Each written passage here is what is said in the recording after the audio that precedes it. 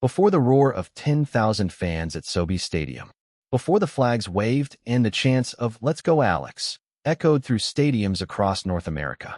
Before the historic DC Open triumph that made her the first Filipino to win a WTA Tour title. Before all of it, there was a little girl on a cracked court in Quezon City, learning to hit a tennis ball while dodging basketball hoops. I grew up on a court where a basketball court was painted over a tennis court, Eala would later recall. There would be basketball hoops. I couldn't really step back a lot because then I would hit the basketball hoop. This is the untold story of Alexandra Eala's brutal training journey, from makeshift courts in the Philippines to the pinnacle of professional tennis. A story of sacrifice, discipline, and a dream so big that it could not be contained by the boundaries of her homeland. Her grandfather, Roberto Maniego, coached her until she was 13. At that age, her family had seen the path of Philippine tennis and chosen another way, sending their 13-year-old daughter to the Rafa Nadal Academy in Mallorca, Spain, to chase a dream that seemed impossible for a Filipino tennis player. It was a choice that would change everything. The Philippines is a country where basketball reigns supreme. More basketballs bounce on neighborhood courts in a day than tennis balls do in a month. For a young girl with a dream of becoming a tennis champion, this reality presented a unique challenge. Alexandra Maniego Eala was born on May 23, 2005, in Quezon City, Philippines. She came from an athletic family. Her mother, Rosemary Riza Maniego Eala, was a competitive swimmer who won a bronze medal in the 100-meter backstroke at the 1985 Southeast Asian Games. Her father, Mike Eala, was a business executive, and her older brother, Miko Eala, also played competitive tennis. But it was her late grandfather, Roberto Maniego, whom she affectionately called Lolo Bob, who would become her first and most influential coach. At just 4 years old, Eala began playing tennis under her grandfather's watchful eye. They trained together every day after school, often on the lone hard court at Valle Verde Country Club. Her grandfather deliberately chose that surface because the shell courts common in the Philippines were rarely found abroad, ensuring that Eala would be prepared for international competition. He was my coach ever since I started up until I moved to Spain, Eala would later say. But the training was far from ideal. The tennis court was painted over with basketball lines. Basketball hoops hung above the surface. Eala couldn't step back too far on her serve, or she would hit the hoop. It was a brutal introduction to the sport, a testament to the sacrifices required to pursue a dream in a country where tennis was an afterthought. And yet, Eala thrived. She trained alongside her brother Miko, who was 2 years older, every single day. Longtime junior coach Carl Santamaria, who trained the Eala siblings in their younger years, recalled what set them apart. When they trained, it was all business, even at a young age. He added, "From the way they did things and conducted themselves, you can see how disciplined they are." And sometimes, coaches overlook these understated aspects of the kids' development, that before you actually make them good tennis players, you have to train them to be disciplined athletes. Eala's grandfather, Roberto Maniego, was a demanding coach who instilled in her a mental toughness that would become the cornerstone of her game. She credited his demanding approach with establishing the mental strength that now defines her game. It was this foundation that would carry her through the brutal training schedule of the Rafa Nadal Academy and the pressures of the WTA Tour. "I think about him every once in a while when I have good results," Eala would later say of her grandfather. "Sometimes I think what he would tell me, or how he would feel, or how he would look, or how he would react, if he saw all that I've achieved today. But he's always been so supportive, and he's always sacrificed a lot for me. And even when I wasn't at this level or famous or anything like that, he was there, showed up every day." Eala's father, Mike, was equally committed to his daughter's development. He accompanied her to tournaments across Asia, Europe, and America. The family's support was unwavering, and their belief in Eala's potential never faltered. "Tennis is in my family," Eala would later tell the WTA. But it wasn't just about genetics. It was about the environment her family created, the daily training sessions, the discipline instilled from a young age, the refusal to accept the limitations that Philippine tennis had placed on generations of players before her. The results were immediate. Eala began to quietly conquer one tournament after another, building momentum with each win. She had become one of the country's top junior players by the age of 12, showcasing a powerful left-handed forehand, tactical maturity, and poise beyond her years. Carl Santamaria's journey with the Eala siblings began in 2012, when their grandfather invited him to train his young grandchildren at their country club. At first, Santamaria trained only Miko, while Alex watched from the sidelines. But over time, Alex gradually joined the sessions, eager to learn and improve alongside her brother. The setup lasted only 2 years, as Santamaria was soon offered a position with the Philippine Tennis Association to coach the national team. Still, he stayed in touch with Lolo Bob, regularly sending pointers and training tips for the two kids. It wasn't unfamiliar territory for Lolo Bob. Anyway, he had once raised an athlete himself. His daughter Riza, Alex and Miko's mother, was a former national swimmer who had brought home a bronze medal from the Southeast Asian Games.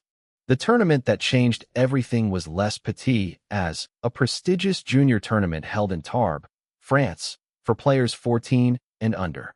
Past champions of Les Petits As include Rafael Nadal and Martina Hingis. It was a launching pad for future stars, and Eala was about to add her name to that list. In 2018, at just 12 years old, Eala traveled to France to compete in the tournament. She defied the odds by winning the title. The victory was a breakthrough performance that caught the attention of the Rafa Nadal Academy, one of the most prestigious tennis academies in the world. I went with my dad. We were just there, and we won it, and Rafa Nadal Academy reached out to me. So that was a big thing, Eala would recall. The victory was not just a personal achievement. It was a sign that the discipline instilled by her grandfather, the daily training on makeshift courts, and the sacrifices of her family had paid off. She had proven that a Filipino player could compete with the best in the world and win. I need to build my ITF ranking to qualify for the Grand Slams, Eala said after the victory. Eala's triumph at Les Petits As also secured her a wildcard entry into the French Open Junior qualifying rounds.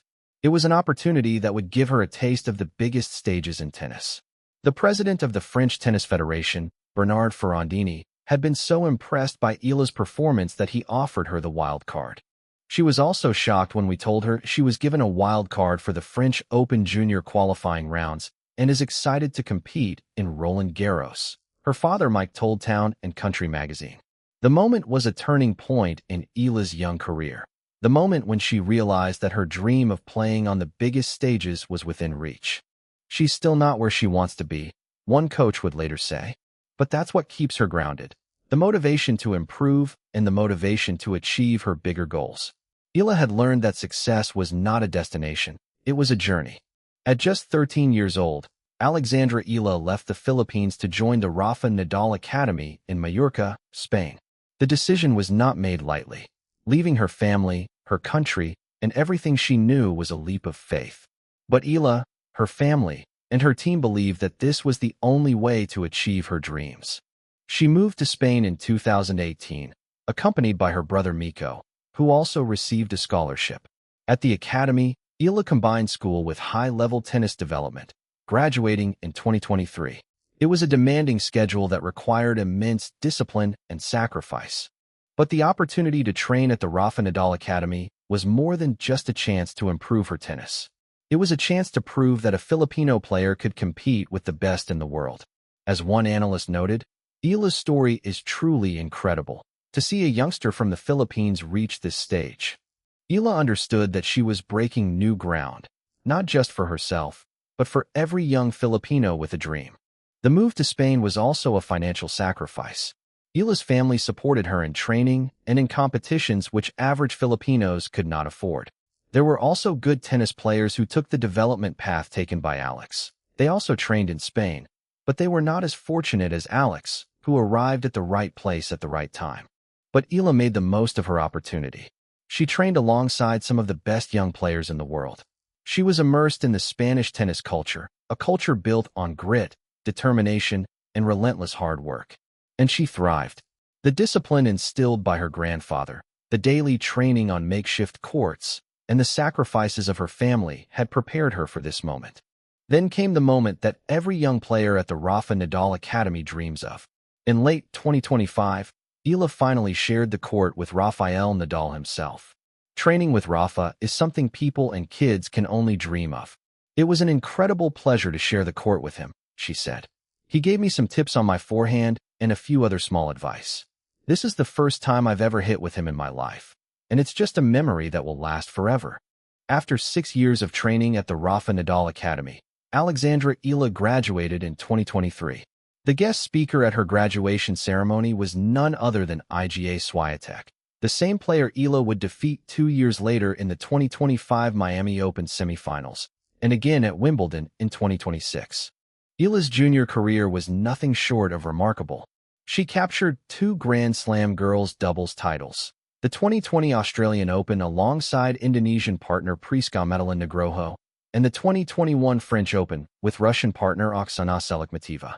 Her biggest junior triumph came at the 2022 U.S. Open, where she became the first Filipino player to win a junior Grand Slam singles championship. By then, Eala had already become the first player from the Philippines to win a tour-level match by age 17. In 2025, Eala's breakthrough on the professional circuit arrived at the Miami Open, where she entered as a wild card and stunned Grand Slam champions Yelena Ostapenko, Madison Keys, and Iga Swiatek en route to the semifinals. It was the beginning of her meteoric rise. She won her first WTA 125 title in Guadalajara, reached the final in Eastbourne, and recorded her first Grand Slam main draw win at the U.S. Open.